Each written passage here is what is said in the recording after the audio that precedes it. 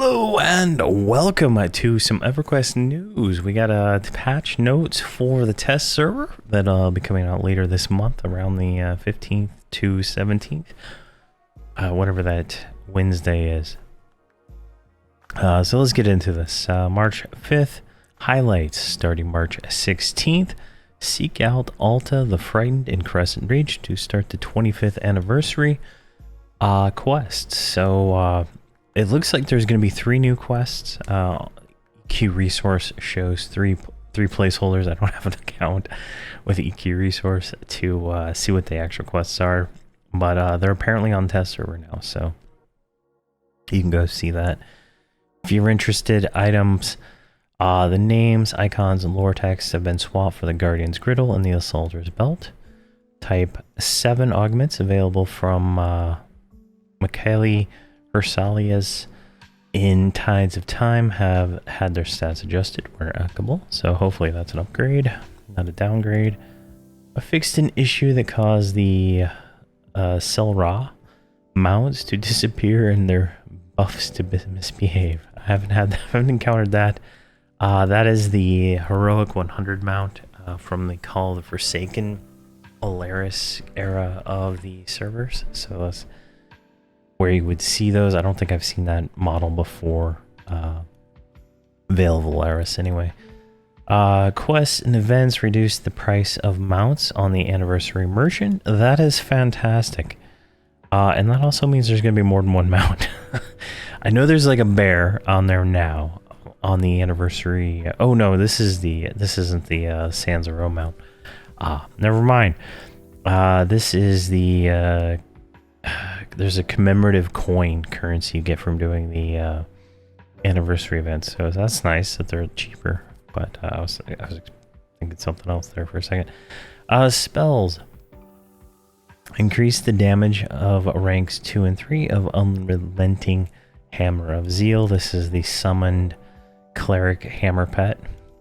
Increase the HP and damage of ranks 2 and 3 of Flaretion's Animation. This is the 120 plus enchanter pet. The shaman increased the HP and damage of all ranks of Suja's Faithful. This is the shaman pet for 120 plus. Shadow Knight increased the HP and damage of all ranks of minion of Philandrel. This is the 120 plus Shadow Knight pet. I think it's 122. And then Wizard increased the damage of ranks 2 and 3 of Kendallheart's Pyro Blade. Wizard. Jeez.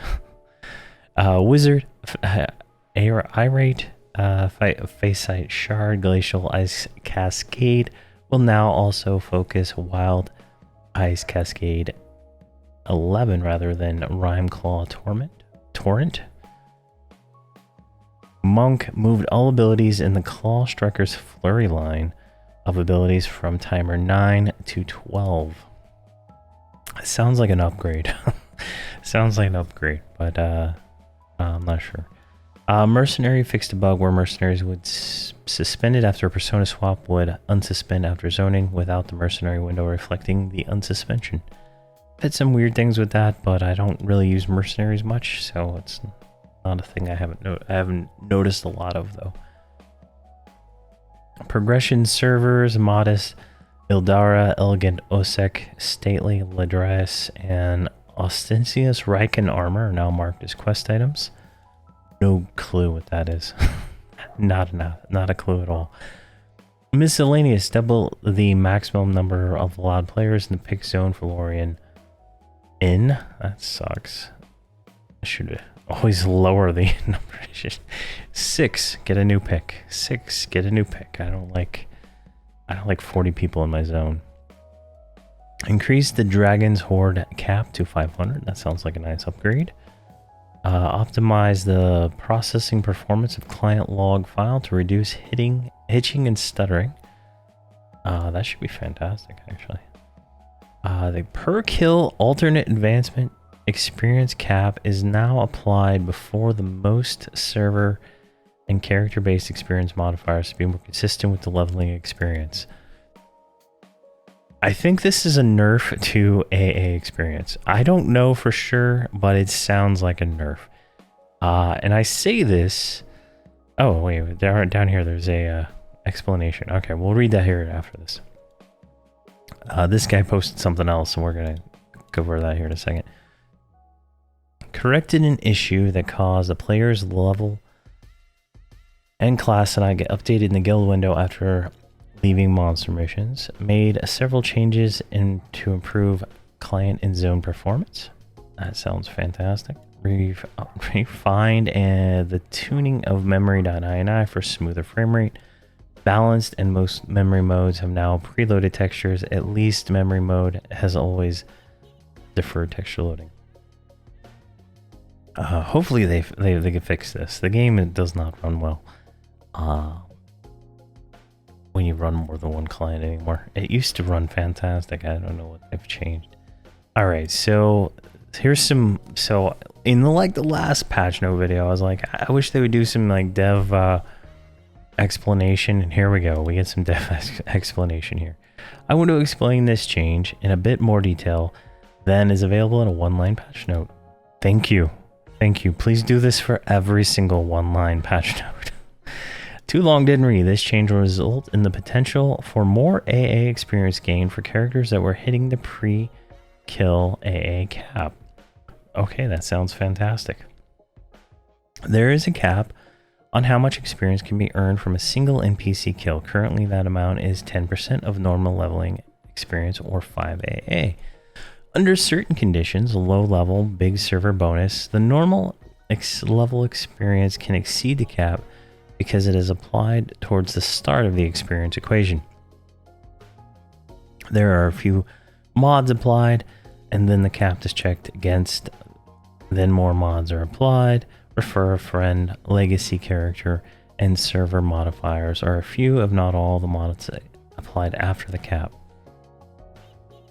A character that reached the cap with the base amount experience but had these modifiers activated would earn more than the cap. However, AA experience worked differently. The cap for AA experience was applied at the end of the equation after the mods had not been applied. This meant going beyond the AA cap wasn't possible because there wasn't any mods applied after the experience cap.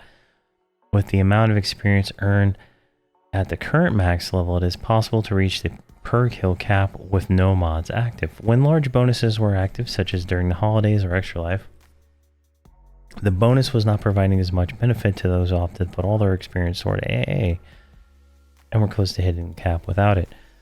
The AA experience equation has been updated more closely to match normal leveling equation when it comes to the order of mods that are capped. This change will result in the potential more AA experience gain for characters that were hitting the pre-kill AA cap. Okay, so it sounds like a buff, theoretically. It sounds good, but so if we go here, this guy posted something else. Let's see here. Yeah, here we go. This thread. So if we go up here, let's get a little background on this thread first. Now, this kind of correlates to some of the experience issues I've been having where I did not hit 125 by completing all the content between 115, or I guess 111 and 125. I completed everything. And I did not hit 125. I spent a lot. I only actually hit 120 on my Necromancer, and I redid it again when I did my Paladin group. But it seems they have nerfed the experience in TOV missions significantly, but there's some explanation here. Right here. In the December update, a 200% cap was put on experience earned from a single source. So if you're at 10% of the level, 100, and the maximum you could go from a single you gained experience would be 10% into 102. This is similar to the 10% NPC cap on kills, and the bonuses will allow you to go beyond this cap. All right, so that is what hit me personally, I believe, because I did things in a certain order, and I did not get all the experience. So it just kind of explains how some of the experience issues were going on, right? So, you know, it's a little nice to have some of that background on some of these things. This Miko dev is really, really responsive, so it's nice. But that's all the patch notes for the test server, and like always, this is most likely what will go live. I'll make another video when it goes live, just in case something changes, or if there's you know, some silent nerfs like last month, or changes to things. But you know, here it is. Thank you very much for watching, and please have a fantastic day.